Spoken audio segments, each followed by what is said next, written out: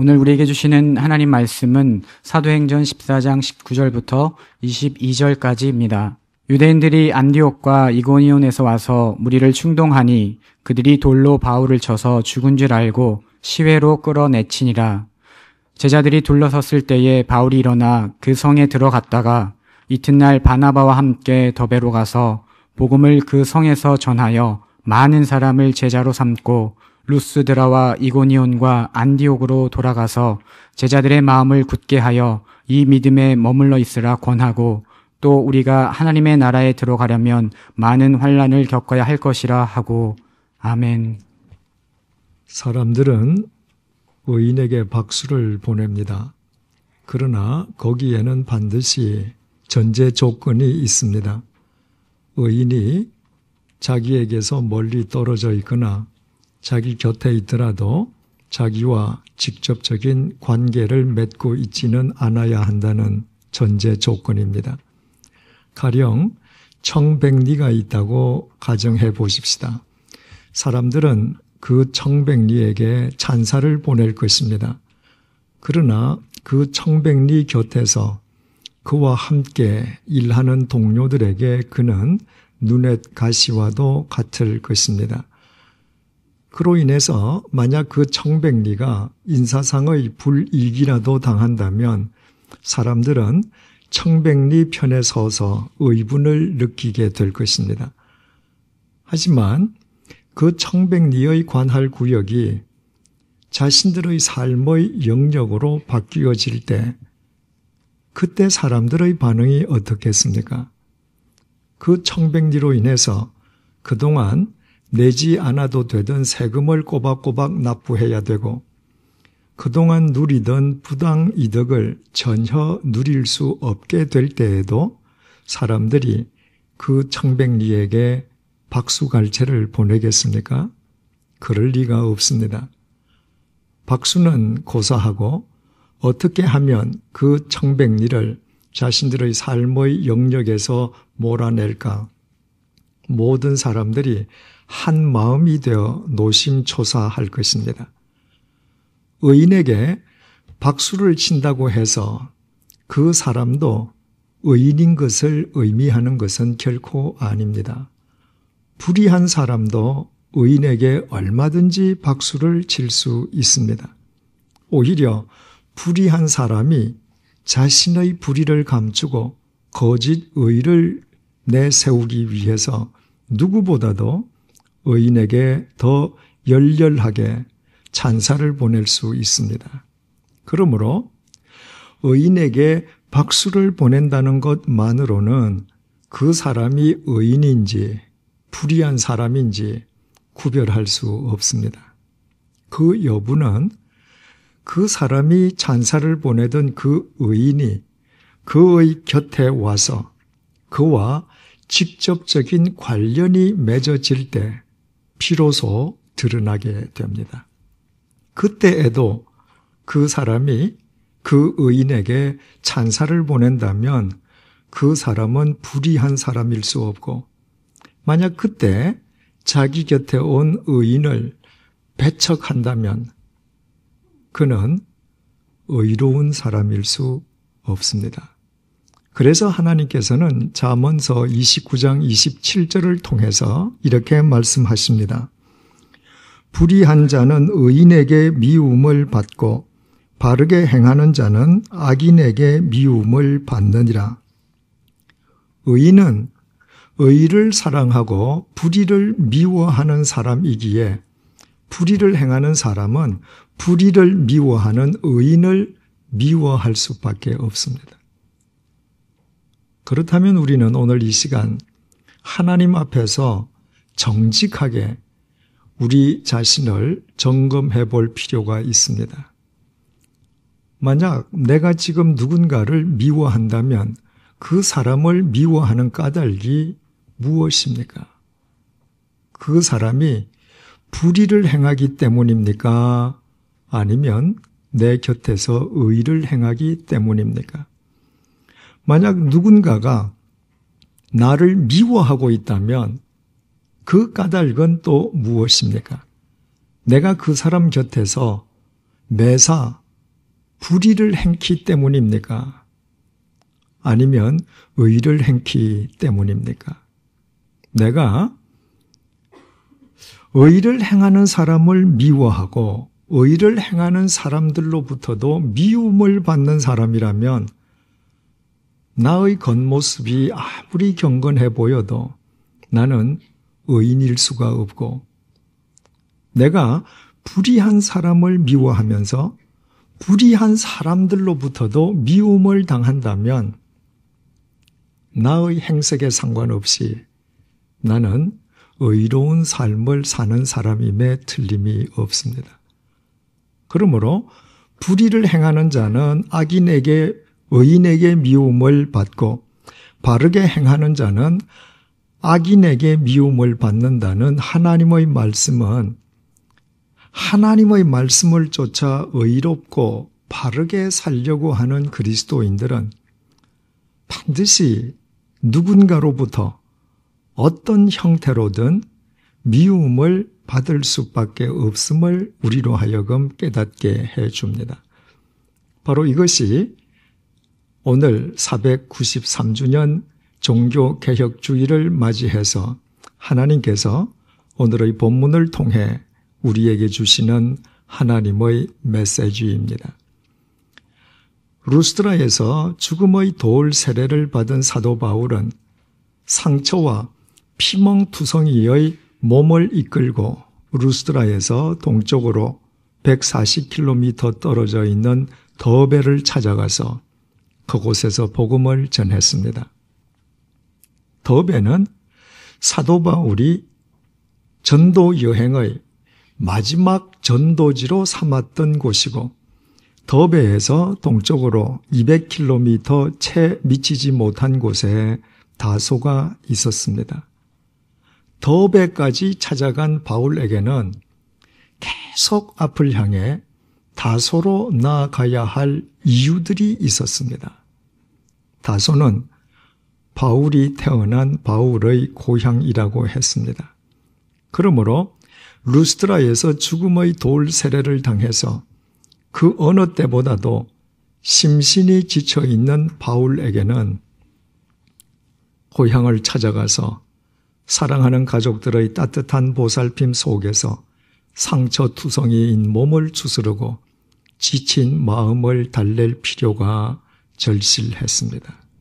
또 마지막 전도지인 더베에서 첫 출발지인 수리아의 안티옥을 되돌아가기 위해서는 다소를 경유하는 코스가 최단거리 코스였습니다. 구태여 왔던 길을 역행해서 멀고 먼 길을 둘러갈 이유가 전혀 없었습니다. 더욱이 지금까지 바울이 거쳐왔던 성읍들마다에는 바울을 죽이려는 사람들이 득실거렸습니다.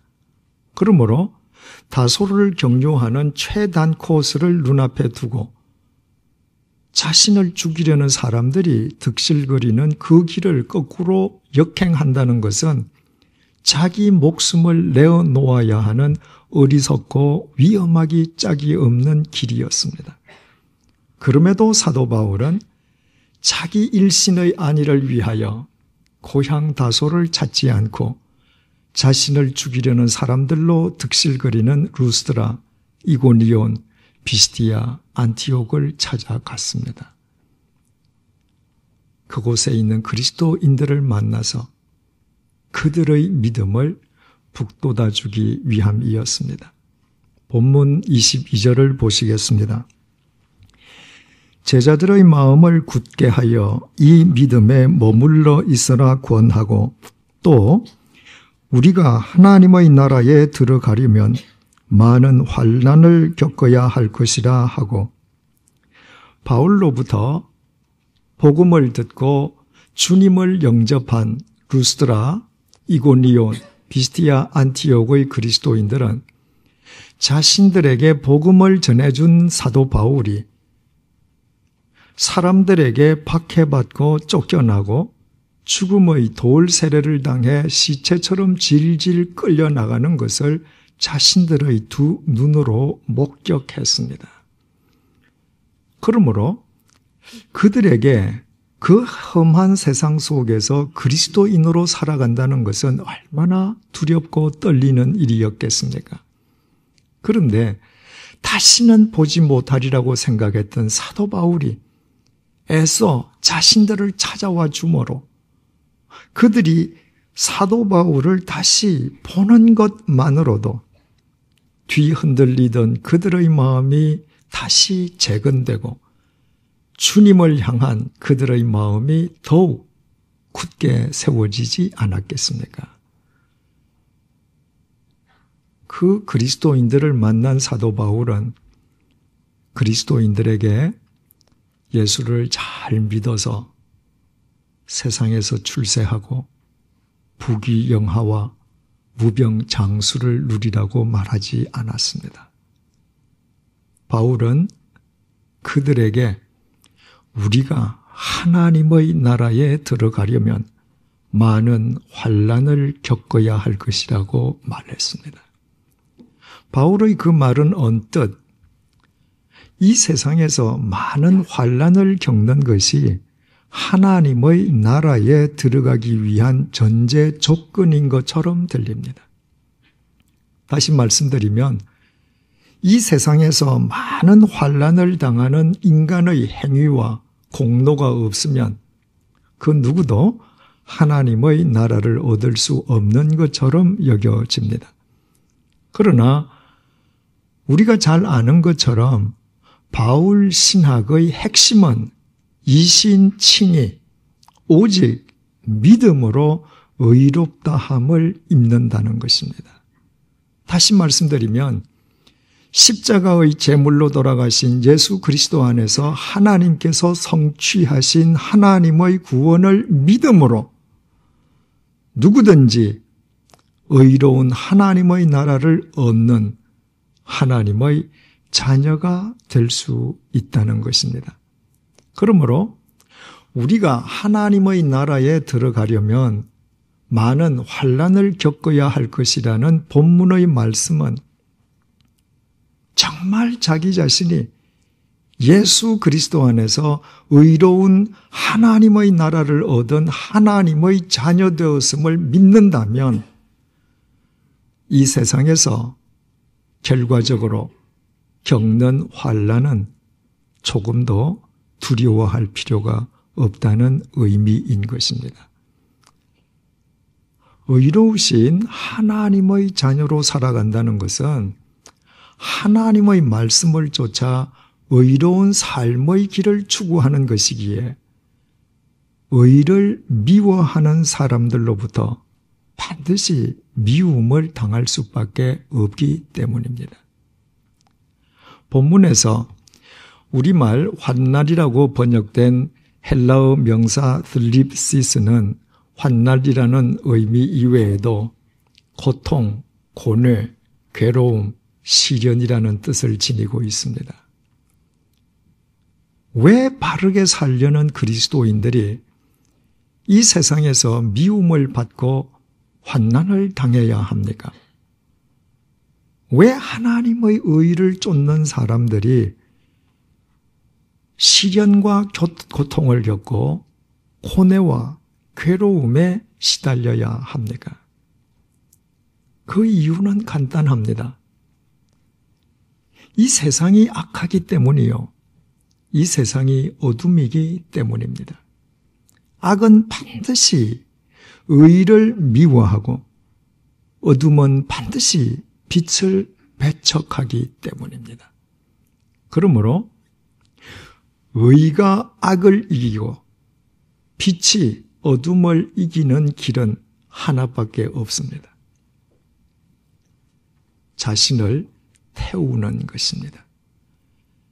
빛이 스스로 자신을 태우지 아니하면 자신을 태우는 시련과 환난은 면할 수 있지만 자신을 태우기를 멈춘 것은 어둠에 굴종한 것일 뿐 결코 더 이상 비칠 수는 없습니다.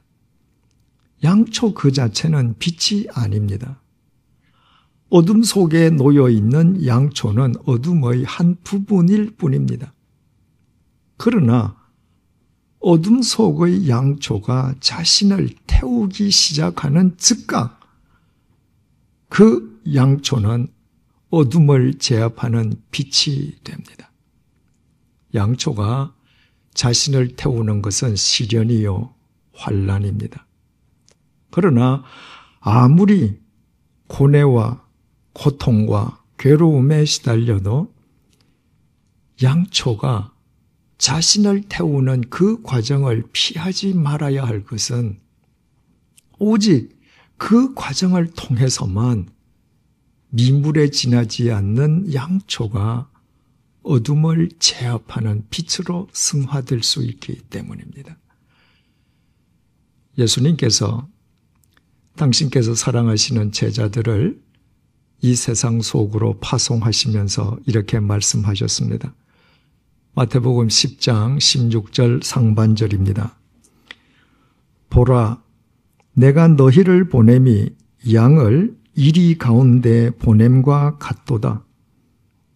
이 세상이 얼마나 악하고 어두우면 주님께서 이 세상을 가리켜서 이리 떼라 말씀하시고 그 세상 속에서 살아갈 당신의 제자들, 그리스도인들을 양이라고 표현하셨겠습니까?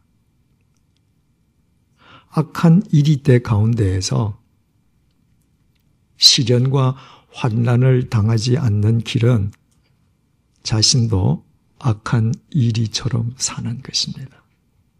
이리때 속에서 이리가 되면 고뇌도 괴로움도 있을 수 없습니다. 악한 이리때 속에서 양이 되는 것은 시련과 환난, 고뇌와 괴로움과 고통을 자초하는 길입니다. 현실적으로나 상식적으로는 그것은 있을 수 없는 일입니다. 악한 이리때 속에서는 양은 생존 자체가 불가능하기 때문입니다. 그런데도 왜 예수님께서는 사랑하시는 당신의 제자들에게, 주님을 믿는 그리스도인들에게 그처럼 무모한 삶의 길을 요구하고 계시는 것입니까? 예수님께서 십자가에 못 박히시기 전에 이른바 제자들과 최후의 만찬을 가지신 뒤에 제자들에게 이렇게 말씀하셨습니다. 요한복음 16장 32절입니다. 보라, 너희가 다 각각 제 곳으로 흩어지고 나를 혼자 둘 때가 오나니 벌써 왔도다. 그러나 내가 혼자 있는 것이 아니라 아버지께서 나와 함께 계시느니라. 예수님께서는 악한 이리때 속에 오신 하나님의 어린 양이었습니다. 이리때가 하나님의 어린 양을 가만히 내버려 둘 리가 없었습니다.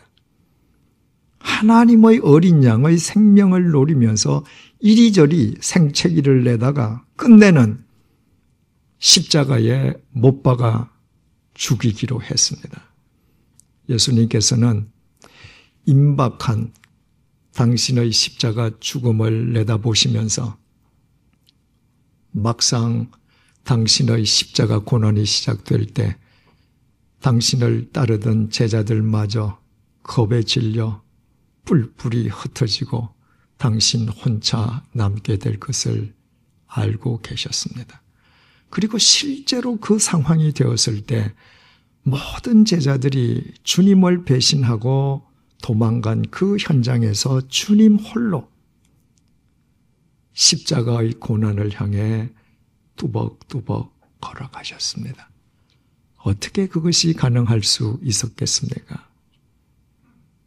내가 혼자가 아니라 내 아버지께서 나와 함께 하시느니라. 제자들이 모두 도망가도 이 세상 모든 사람이 당신을 버려도 세상 사람들이 보기에 당신 혼자뿐인 것처럼 보여도 그 순간에도 하나님 아버지께서는 변함없이 당신과 함께하고 계심을 분명히 알고 또 굳게 믿었던 것입니다. 그래서 예수님께서 제자들에게 계속 이렇게 말씀하셨습니다. 요한복음 16장 33절입니다. 이것을 너희에게 이르는 것은 너희로 내 안에서 평안을 누리게 함이라. 세상에서는 너희가 환난을 당하나 담대하라. 내가 세상을 이기었노라. 하나님의 어린 양이 십자가의 죽임을 당하는 것보다 더 큰 환난이 어디에 있겠습니까? 생살이 못 박혀서 죽는 것은 얼마나 큰 고뇌요, 괴로움이요, 고통이겠습니까? 하지만 이 세상의 시련과 환난이 예수님을 제압할 수 없었습니다. 십자가의 제물이 되어 돌아가신 예수님을 하나님께서 사흘째 되는 날 죽음의 한가운데에서 다시 일으키셨기 때문입니다. 하나님의 구원의 섭리를 이루기 위해 십자가에서 당신을 송두리째 태우신 예수님께서는 하나님의 능력을 힘입어 이 세상의 악한 이리때를, 이 세상의 어둠을 제압하시고 이 어두운 세상을 밝히고 살리시는 빛이 되신 것입니다.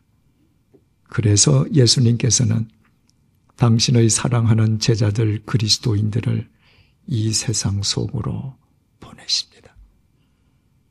악한 이리때가 우글거리는 이 어두운 세상 속에서 설령 시련과 환난을 당할지라도 온갖 고뇌와 고통과 괴로움 속에서도 하나님의 말씀을 쫓기 위하여 하나님의 나라와 그의 의를 먼저 구하기 위하여 자신들과 함께하고 계시는 예수 그리스도 안에서 자신들을 불태우는 한 세상을 이기신 예수님께서 당신의 제자들을 이 세상의 어둠을 제압하는 빛으로 반드시 세워주실 수 있기 때문입니다.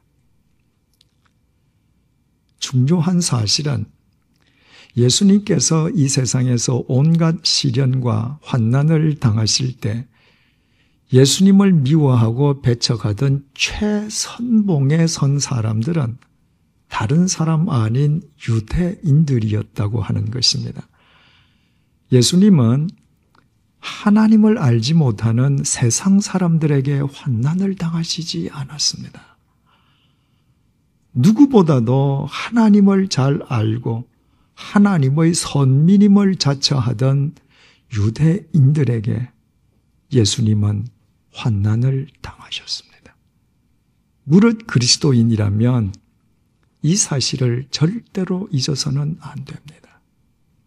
교회가 그리스도인이 깨어있지 아니하면 교회가 그리스도인들이 예수 그리스도의 이름으로 그리스도인들을 얼마든지 미워하고 배척할 수 있기 때문입니다. 목회자와 교인에 대한 각각 다른 두 분의 글을 읽어드리겠습니다. 먼저 첫 번째 글입니다. 주여, 주의 양들이 주렸나이다. 목말랐나이다. 싹군들이 주는 꼴은 참 꼴이 아니로소이다. 제 생각, 제 솜씨로 장만한 꼴이로소이다. 주여, 그들에게는 참 꼴이 없나이다. 주의 살을 먹여줄 목자가 없나이다. 주의 피를 마시울 그 아무도 없나이다. 주의 생명을 그대로 줄 종들이 없나이다. 오 주여, 그들에게는 모든 것이 다 갖추어져 있나이다. 그러나 그들의 생명은 말랐나이다. 죽게 되었나이다. 주여 누구를 보내셔서 주의 양을 살리시려 하시나이까? 생명 양식을 주시려 하시나이까? 오 주여, 내가 여기 있사오니 나를 보내 주옵소서. 또 다른 분의 글입니다. 오늘날의 신자를 향하여 그대가 예수를 믿는 목적이 무엇이냐고 물으면 곧 대답하기를 죄 사함을 입어 영생에 들어가기 위하여라고 대답합니다. 그러나 사실이 정말 그렇습니까? 그보다도 생활이 나아지기 위하여, 남의 신용을 얻기 위하여, 인격 수양을 얻기 위하여, 사회 사업을 위하여 주님을 믿는 자가 더 많지 않습니까? 그 증거로는 저희 중에 자기 죄를 위하여 정말 슬퍼하는 사람이 없다는 것입니다. 그들은 죄라면 살인, 강도나 간음, 사기 같은 법률상의 죄로만 알 뿐이요, 그런 잘못이 없는 한 자기는 의인인 줄로 생각합니다. 기도할 때는 습관처럼 저는 죄인이오나 하지만 머리를 들고 있는 동안은 자신이 죄인이라는 생각은 조금도 없습니다. 영생을 원한다고 하나 그 영생은 늙은이에게는 욕심밖에 더 되는 것 없고 젊은이에게는 내용 없는 빈 말밖에 되는 것이 없습니다. 불신자가 누리는 세상 영화에서 털끝만 한 것도 빼지 않고 다 누린 뒤에 천당에 가서 불신자는 못 가지는 복락을 또 한 가지 더 얻자는 것이니 욕심의 변태가 아니고 무엇이겠습니까? 몸은 비록 죽으나 우리의 사업과 정신은 후에 남는 것이라고 생각하니 텅 빈 말이 아니고 무엇이겠습니까? 이 시대의 목회자와 교인들의 문제점을 어쩌면 이렇게 잘 지적했을까 공감이 가는 글들입니다. 그러나 놀라운 사실은 이 글들은 우리 시대의 글들이 아니라는 것입니다. 첫 번째 글은 지금부터 79년 전인 1931년 차재선 전도사가 쓴 글이고, 두 번째 글은 지금부터 75년 전 1935년에 김교신 선생에 의해서 쓰여진 글입니다. 사람들은 옛날로 거슬러 올라가면 교회는 지금보다 훨씬 더 교회다운 교회였을 것이라는 막연한 기대감을 갖고 있습니다. 그러나 우리는 두 분의 글들을 통해서 이 시대의 교회나 교인이나 7, 80년 전의 교회나 교인이나 그 양자 사이에 아무런 차이가 없다는 사실을 확인하게 됩니다. 그래서 누구보다도 참되고 바른 그리스도인으로 살기를 원했고 실제로 살았던 차재선 전도사와 김교신 선생은 세상 사람들, 멀리 있는 사람들로부터는 박수를 받았지만, 그러나 그들이 정작 몸담고 있던 교회로부터는 불편해하고 달가워하지 않는 가운데에 배척당하고 말았습니다. 교회의 교회다움을 자신의 온 삶을 던져서 역설했던 마르틴 루터는 세상 사람, 세상 집단에 의해 파문당하지 않았습니다. 마르틴 루터는 예수 그리스도의 이름으로 세워진 중세 천주 교회에 의해 파문당했습니다. 어느 시대, 어느 장소를 막론하고 교회가 항상 사도행전 속의 초대교회로 되돌아가자고 역설해왔고 역설하고 있다는 것은 이 땅의 대부분의 교회가 실은 성경과는 동떨어져 있음의 반증이 아닐 수 없습니다. 대체 예수 그리스도의 이름으로 세워진 교회가 어떻게 성경과 동떨어진 채 참된 그리스도인으로 살려는 사람을 미워하고 배척할 수 있겠습니까? 신약 성경은 복음서로 시작되고 있습니다. 그 복음서 뒤에 교회의 태동과 역사를 전해주는 사도행전이 이어지고 있습니다. 복음서, 그 뒤에 사도행전, 바로 이 순서가 중요합니다. 교회가 앞세워야 할 것은 언제든지 복음, 하나님의 말씀이지 어떤 경우에도 교회 그 자체가 아닙니다. 교회가 중요하다면 교회 그 자체가 중요해서가 아니라 교회는 복음, 하나님의 말씀을 드러내는 복음의 통로요 도구이기 때문입니다. 교회가 이 순서를 무시하고 복음보다 교회를 앞세울 때는 교회든 교단이든 교황청이든 추악한 이해 집단으로 추락하고 예수 그리스도의 이름으로 주님의 양들을 해치는 악한 이리대로 전락했다는 것이 2000년 교회 역사가 우리에게 던져주는 냉엄한 교훈입니다. 대체 교회가 무엇입니까? 교회는 예수 그리스도를 주인으로 모시고 주님을 본받아 사는 사람들의 모임이 아닙니까? 그렇다면 이 시대 교회의 모든 문제는 교회를 이루고 있는 우리 자신들의 문제, 아니 나 자신의 문제임을 알게 됩니다.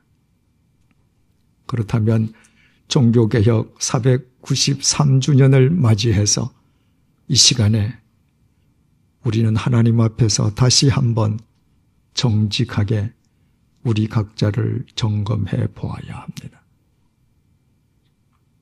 내가 만약 누군가를 사랑하고 있다면 그 이유는 무엇입니까?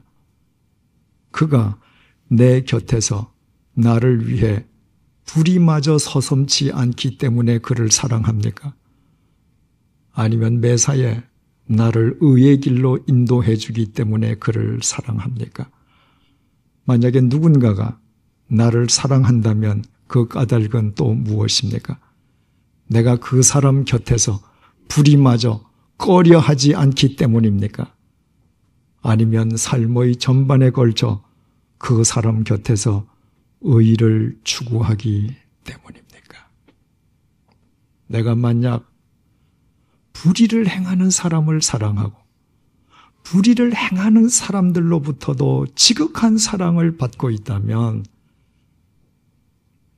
나는 불의한 사람일 수밖에 없고, 내가 환난을 당할지라도 의를 쫓는 사람들을 사랑하고 의를 쫓는 사람들로부터 사랑받고 있다면 나는 하나님의 나라와 그의 의를 먼저 구하는 삶을 살고 있음이 분명합니다. 복음서, 그 뒤의 사도행전, 이 순서를 잊지 마십시다. 복음, 하나님의 말씀을 삶의 목적으로 삼되 어떤 경우에도 복음을 자기 욕망을 성취하기 위한 수단으로 전락시키는 어리석음을 범치 마십시다. 악한 이리때가 득실거리고 칠흑 같은 어둠에 뒤덮여 있는 이 세상 속에서 설령 시련과 환난을 당하고 온갖 괴로움과 고통과 고뇌에 시달린다 할지라도 하나님의 말씀으로 먹고 마시는 하나님의 어린 양으로 살아가십시다. 하나님의 섭리를 위하여 예수 그리스도 안에서 자신을 태우기를 주저하지 않는 용기 있는 그리스도인들이 되십시다. 그때 우리는 우리의 가정과 일터, 이 땅의 교회, 이 시대의 역사를 새롭게 하는 진정한 개혁자로 살 수 있을 것입니다. 세상을 이기고 세상의 어둠을 제압하는 빛이신 예수 그리스도께서 우리와 함께하고 계시기 때문입니다. 세상에서는 너희가 환난을 당하나 담대하라. 내가 세상을 이기었노라. 기도하시겠습니다. 불의한 자는 의인에게 미움을 받고 바르게 행하는 자는 악인에게 미움을 받는다는 하나님의 말씀 앞에서 지금 내가 누구를 미워하고 있다면 그 사람을 미워하는 이유가 무엇이며 내가 누군가로부터 미움을 받고 있다면 그 까닭은 또 무엇인지 이 시간에 성찰할 수 있는 은총을 베풀어 주셔서 감사합니다. 십자가에서 죽음의 고난을 당하시는 주님을 배신하고 제자들이 모두 뿔뿔이 도망쳤지만 홀로 남은 주님께서는 내가 혼자 있는 것이 아니라 아버지께서 나와 함께 하신다고 말씀하셨습니다. 그 하나님 아버지의 구원의 섭리를 성취해 드리기 위해 십자가 위에서 당신 자신을 송두리째 태우심으로 주님께서는 이 악한 세상을 이기고 이 세상의 어둠을 깨트리는 빛이 되셨습니다. 그리고 우리에게 말씀하십니다. 이것을 너희에게 이르는 것은 너희로 내 안에서 평안을 누리게 함이라. 세상에서는 너희가 환난을 당하나 담대하라. 내가 세상을 이기었노라. 주님, 언제 어디서나 우리와 함께하고 계시는 주님을 잊지 않게 도와주십시오. 어떤 경우에도 하나님의 말씀인 복음서와 사도행전의 순서를 혼동하지도 않게 해 주십시오. 비록 세상에서 환난과 시련을 당하고 고뇌와 고통과 괴로움을 겪을지라도 악한 이리때와 어둠으로 뒤덮인 이 세상 속에서 하나님의 말씀으로 먹고 마시는 하나님의 어린 양으로 살아가게 해 주십시오. 항상 하나님의 나라와 그의 의를 먼저 구하기 위해 기꺼이 자신을 태울 줄 아는 용기를 허락해 주십시오. 그리하여 우리의 삶이 이 세상을 이기신 예수 그리스도 안에서 세상의 악과 어둠을 물리치는 빛이 되게 해 주시고 이 땅의 교회와 세상을 새롭게 하는 개혁의 원동력이 되게 해 주십시오. 예수님의 이름으로 기도드립니다. 아멘.